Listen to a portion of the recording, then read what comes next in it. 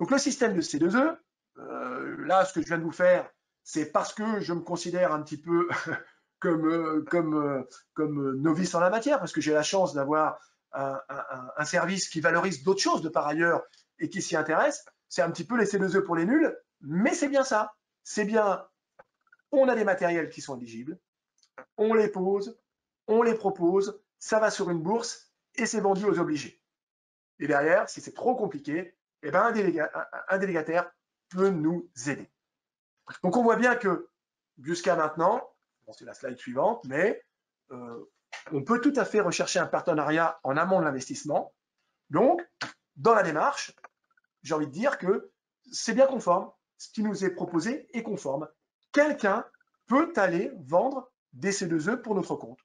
Là encore, il n'y a pas de problème. Bien sûr, il va falloir lui céder ses C2E. Alors là, on va voir qu'on peut les céder de différentes manières.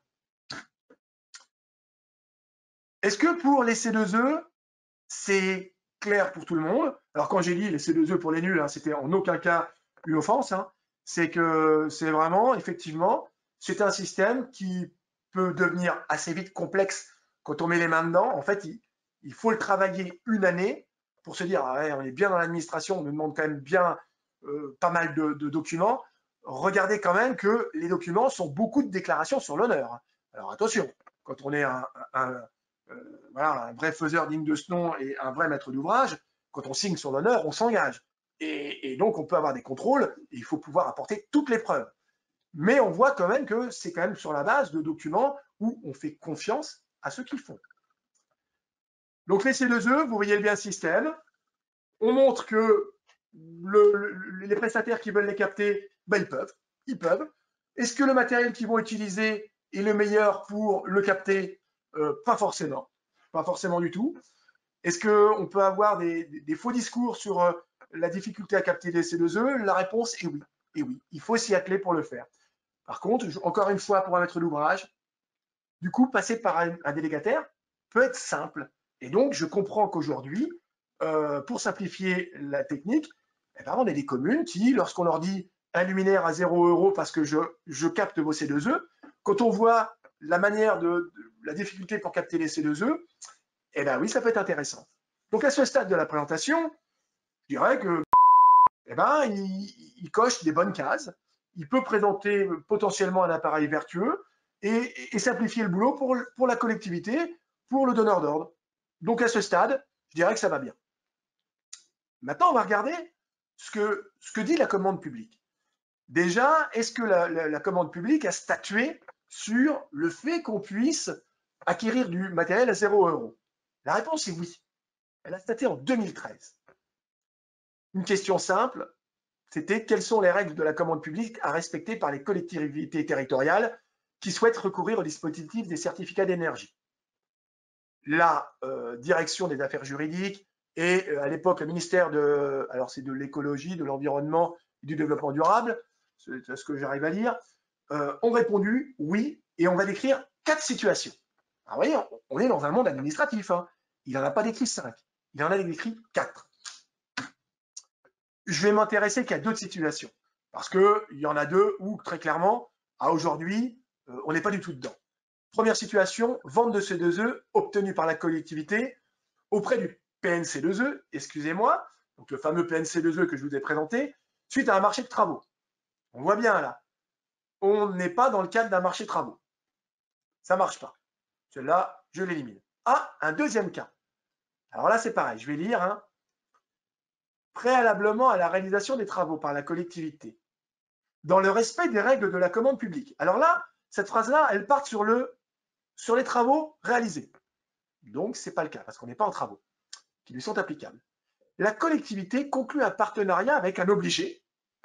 Ah, bah on a vu que EDF, Total pouvaient être derrière. Hein. S'ils ne nous répondent pas le contraire, ils peuvent être derrière. Donc, ça marche. Afin d'obtenir une participation financière. Là, je clique. Parce qu'on n'a pas de participation financière dans notre cas. Eux, ils donnent du matériel pour 0 € en échange de la cession. Donc, on n'a pas une participation. Donc, pour moi, déjà, là, ça ne colle pas. D'ailleurs, on voit ensuite qu'il y a une convention qui est rédigée et la convention prévoit l'équivalence financière entre participation et C2E CD. Qu'est-ce que ça veut dire? Ça veut dire que dans la convention, il doit quand même être dit que eh ben, le délégataire qui est derrière, il va toucher 65 € du luminaire. Eh ben, en fait, il ne faut pas qu'il vous le fasse à 0 €, il faut qu'il vous donne 65 €. Alors là, vous dites, mais arrêtez de couper les cheveux en quatre là, dans la fonction publique. Entre donner 65 € ou ne rien donner du tout et le donner gratuitement, ça revient au même. Pas tout à fait, parce que c'est écrit comme ça. Là, c'est écrit que nous, on va leur céder 65 € et qu'ils vont nous donner 65 €. Donc là, on voit qu'on n'est pas dans ce cas-là, parce qu'il n'y a pas de participation financière. Le fait qu'on soit à 0 € ne nous permet pas de rentrer selon nous. Alors quand je dis nous, hein, c'est le service PSL du SDEC Énergie, assisté bien sûr de son service juridique. On ne se situe pas là. Donc, on n'est pas dans cette règle qui a été édictée par la commande publique parce qu'on n'a pas d'équivalence financière. D'ailleurs, pourquoi on parle d'équivalence financière? Parce qu'aujourd'hui, moi, quand on vient me démarcher pour capter mes C2E, ben, je ne sais pas ce qu'il y a derrière. Je ne sais pas si, par exemple, sur le marché, il n'est pas avec un obligé qui va lui racheter encore plus cher que prévu. Ce qui est un peu idiot, ce que je viens de dire. Mais je ne sais pas, parce que j'ai perdu le fil de ce que je vends. Et on n'oublie pas que ce que je vends est un bien public. Je suis dans le cadre d'un achat public. Donc cet argent, c'est de l'argent public. Je ne peux pas donner 65 € en sachant que c'est peut-être 65, 75, 85. Ça va dépendre du marché. Donc je ne sais pas ce que je cède. C'est pour ça qu'il y a une équivalence financière de prévu. Là, je ne peux pas le contrôler quand il me le donne gratuitement. Donc on estime qu'on n'est pas dans ce cas-là. Troisième situation. Valorisation des C2E dans le cadre de la procédure de passation de marché de travaux. Ce n'est pas du tout le cas, donc on la passe. Quatrième situation, là m'intéresse. Les travaux sont réalisés sans frais pour la collectivité grâce à la valorisation de C2E. Ah, déjà, là, ça me parle. Certaines entreprises de bâtiments proposent spontanément à des collectivités de réaliser des travaux sur leur patrimoine dont le financement est assuré intégralement par la valorisation des C2E procurés par les travaux. Ah là, si vous mettez à la place de travaux le mot fourniture, parce qu'on est dans une fourniture, dans ce qu'ils nous proposent, ah là, ça colle. Ça colle complètement. Or, les travaux que l'entreprise propose sont effectués à titre onéreux pour répondre à un besoin de la collectivité. L'abandon de recettes, on abandonne bien une recette, nous, collectivités, puisque, d'ailleurs, contrairement à ce qu'ils disent, on n'est jamais allé les capter, ce qui n'est pas vrai. On captait les C2E. Donc là, si jamais c'est lui qui me les prend, moi, j'en perds. Confère en effet au contrat un caractère onéreux. Donc, si on cède nos C2E, dans ce cas de situation, il y a bien, on est dans un contrat onéreux. Et si on est dans un contrat à caractère onéreux, les règles du marché public s'appliquent. Ça, c'est fondamental. Alors, il n'est donc pas possible pour une collectivité de contracter directement avec une entreprise pour la réalisation de travaux sans publicité et sans mise en concurrence, y compris lorsque cette relation contractuelle naît d'une offre spontanée présentée par un opérateur économique. Dans ce que je viens de vous dire et de vous lire, si je remplace le mot travaux par le mot fourniture, tout colle. Sauf que là, je fais une approximation.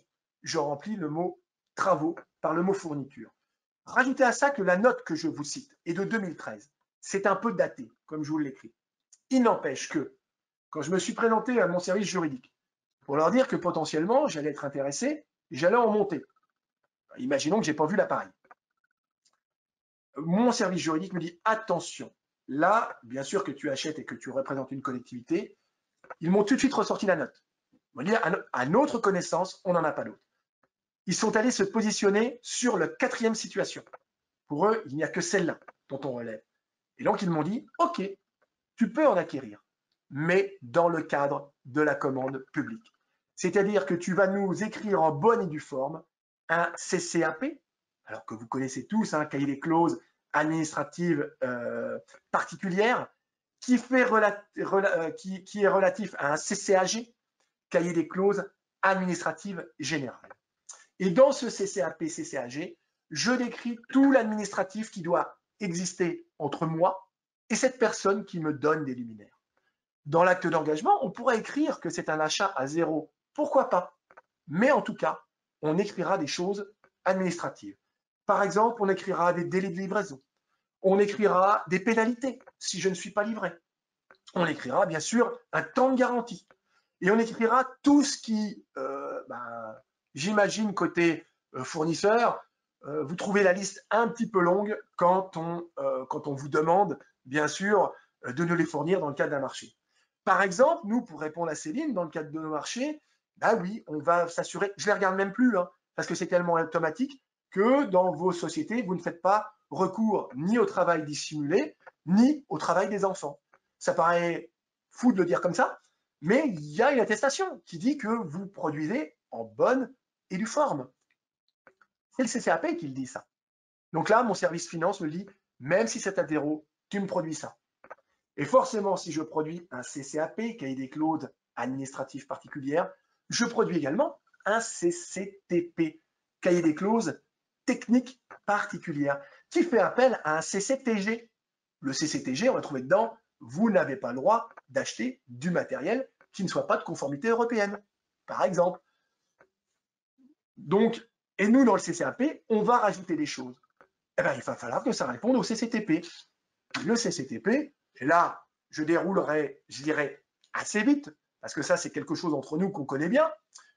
Déjà, au niveau des luminaires qu'on peut me proposer, par exemple, moi, j'exige de la LED, parce que c'est ce que j'exige de poser sur notre marché. Est-ce qu'on pourrait trouver un luminaire SHP qui répond à la fiche C2E, par exemple? Ben, la réponse est certainement oui, puisque j'en ai connecté quand je posais du SHP. Donc, en termes du LOR, en termes de lumen watt, c'était plus compliqué, mais on doit pouvoir s'en sortir. Bien sûr que nous, on impose du 3000. C'est pas qu'on l'impose, c'est que c'est l'arrêté qui nous l'impose. Donc, on demande du 3000. Donc, faut-il que le luminaire que l'on nous propose fasse 3000?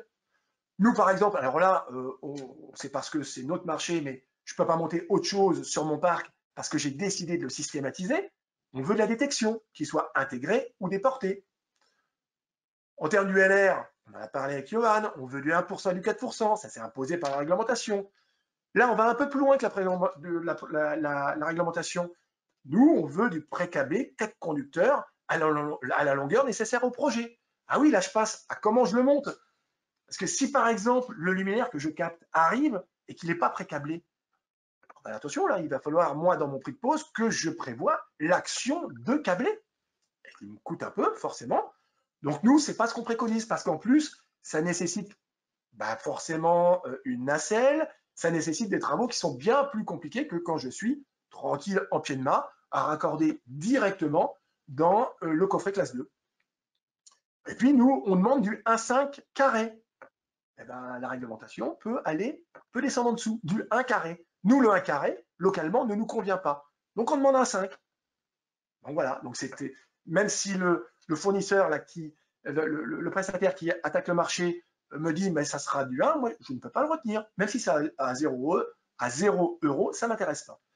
Forcément, on demande du driver d'Ali, on demande des parafoudres maintenant, avant on n'en avait pas.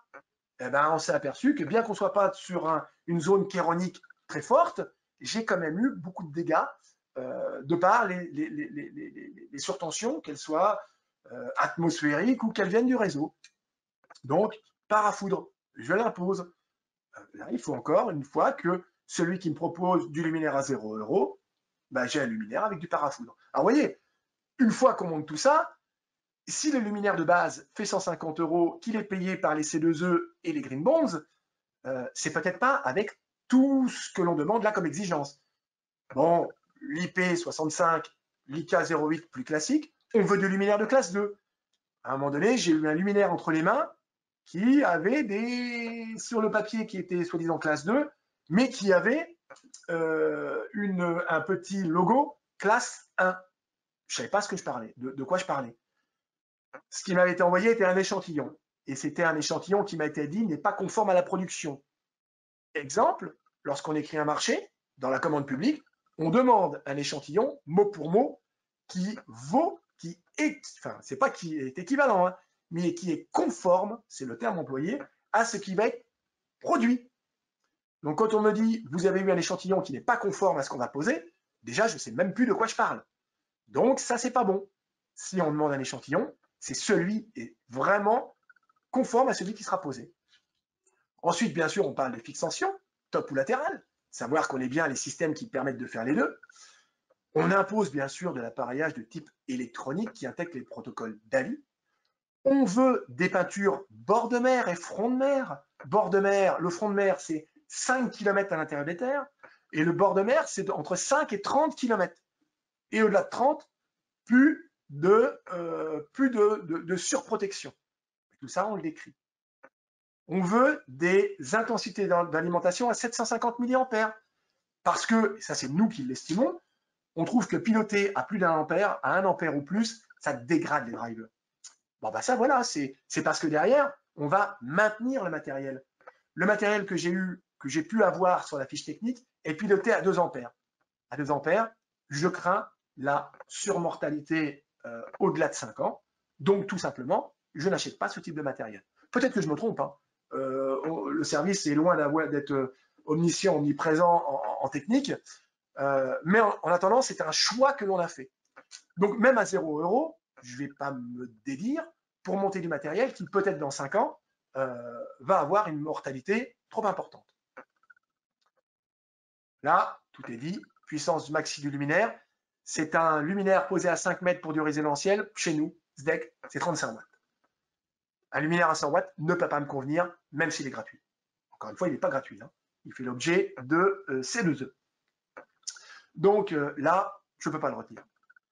Durée de vie économique avec un flux supérieur ou égal à 80% du flux initial, 70 000 heures. C'est ce qu'on en impose. Et bien sûr, respect de l'arrêté de décembre 2018. Et enfin, on va juger sa maintenabilité. On veut des vis imperdables. Quand vous êtes en haut du mât, si vous démontez un luminaire et qu'une vis tombe, bon, la vis va... Allez, potentiellement, ça peut éborgner quelqu'un, mais on travaille avec nos EPI, on a nos lunettes. Donc non, mais il n'empêche que voilà, on doit avoir des vis imperdables pour nous qui faisons la maintenance. Bien sûr, quand on ouvre le luminaire en haut, on veut des systèmes de fixation, c'est ce que vous voyez à l'écran, qui soient efficaces, que le vent ne referme pas sur les doigts du poseur le matériel, la partie supérieure. Donc on veut un système efficace et qui puisse se bloquer. Ça paraît tout bête, mais on veut un accès au driver. L'exemple, mais encore une fois, qui n'était pas bon, donc je ne peux pas juger, était un driver moulé, donc non maintenable pour moi. Et puis bien sûr, de la même veine, si jamais j'ai un problème parce que j'ai une surtension, que mon parafoudre n'a pas fait l'office de parafoudre et que mon plateau LED est tout grillé, ben, je veux pouvoir le démonter. Voilà. Voilà, je veux pouvoir maintenir mon appareil. Ça, on le décrit. Donc, même si les luminaires sont à 0 €, ils doivent respecter la commande publique, selon nous, à savoir un achat selon des règles qui sont clairement décrites en termes administratifs, encore une fois, sur des délais d'approvisionnement, sur de la garantie, sur de la pénalité si je n'obtiens pas ce que je veux, et des règles techniques. Après, on peut avoir un acte d'engagement à 0 €. Après, une fois qu'on a vu tout ça, se pose malgré tout la question, ça c'est vu par un acheteur qui fait attention de ce qu'il fait, de l'attention qu'il porte à ses deniers publics. Une ville, pour l'instant, a accepté de monter ce type de luminaire, Lambersart. Je ne suis pas en train de dire qu'ils achètent mal. Hein.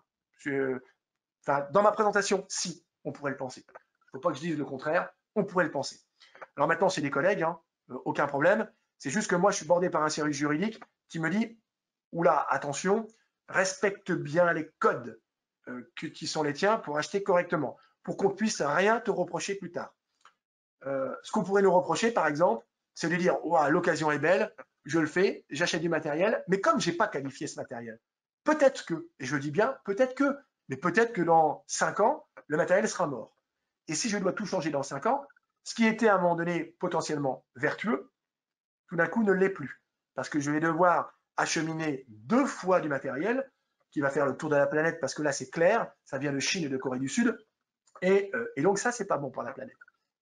Donc, je dirais que nous, au niveau d'acheteur public, on a un petit peu, pour le moment, réglé la question. À la connaissance de ce qu'on a aujourd'hui, on s'appuie sur une note de 2013. Et si les prestataires en question reviennent à la charge, on ne s'interdit pas de faire dépoussiérer cette note en allant, en retournant vers, alors c'est peut-être plus les mêmes ministères, hein, il a peut-être plus le même nom là, mais pour qu'ils nous redonnent les règles. Voilà. Et donc pour ça, on n'aurait non plus besoin d'un service juridique, ça n'y suffit pas. On aurait besoin d'une consultation d'avocat. On a un marché public, hein, avec les avocats, on sait faire, on pose à peu près 3-4 questions par an, on peut faire. Derrière, on peut aussi ne pas s'interdire une question au gouvernement. Alors là, c'est carrément mon service juridique qui me dit, mais c'est très simple hein, d'aller au journal officiel poser des questions. De dire, voilà, nous on a un problème, tel qu'on interprète les choses, voilà comment ça se fait. On peut accepter ces luminaires, mais dans le cadre de la commande publique. Validez-vous, validez-vous pas. Si c'était invalidé, et là, je le dis plus à titre de responsable du service éclairage et président de l'AFE, si c'était invalidé, le souci ne serait plus dans la cour du donneur d'ordre public, parce qu'on lui donne une directive qui vient de l'État. Le souci viendrait de la bonne utilisation des sous publics au niveau du système de C2E. C'est-à-dire que sans commande publique, digne de ce nom, tel que je vous l'ai décrit le plus simplement possible, j'espère, sans commande publique, là pour le coup, je pense que certains matériels sont éligibles au C2E sans être vertueux. Et là, ça pose la question de est-ce qu'on travaille vraiment dans le sens des C2E, je le rappelle, hein, qui est un système qui existe depuis 2006, qui doivent promouvoir activement l'efficacité énergétique auprès des consommateurs d'énergie. C'est ça le fondement du truc. Donc si ce que je viens de vous décrire n'est pas conforté, confirmé par le législateur, si on a besoin d'aller jusqu'à lui, alors il faudra peut-être qu'on l'interroge sur le fait qu'on peut du coup dévoyer le système des C2E. Donc voilà, ça a été un peu rapide de vous proposer le webinaire, mais un peu trivialement, je voulais vous dire, je voulais battre le fer tant qu'il est chaud, mais je voulais être rapide pour que ça colle à l'actualité et que vous puissiez répondre à vos clients, à vos partenaires, à tous ceux avec lesquels vous travaillez. La chose, c'est pas d'inquiétude. On n'est pas démunis par rapport déjà au texte qui existe. On peut répondre et si on déroule toute la technique, eh ben, il y aura aucun souci entre nous. Si par contre, ils essaient de passer en force pour dire mais on n'a pas besoin de commande publique, nous, de notre côté, on se sent suffisamment armé avec les textes en place. S'ils me disent que le texte n'est pas le bon et que j'interprète mal, là, il faudra que j'aille au juridique. Mais on ira, hein, parce qu'en aucun cas, il est inconcevable pour nous, donneurs d'ordre et mainteneurs, d'accepter du matériel qu'on n'est pas susceptible de qualifier correctement. En tout cas, je vous remercie de votre attention. Je vous remercie bien. Et mettez-moi vos réactions par mail, s'il vous plaît. Merci beaucoup. Voilà, merci Wilfried. Je te rejoins. Je t'appelle dans l'après-midi. Merci beaucoup. C'était une super conférence. Merci beaucoup. Merci Wilfried. Merci. Merci. Merci du temps que vous m'avez consacré. Merci. À bientôt. Merci. Ciao, ciao. Salut.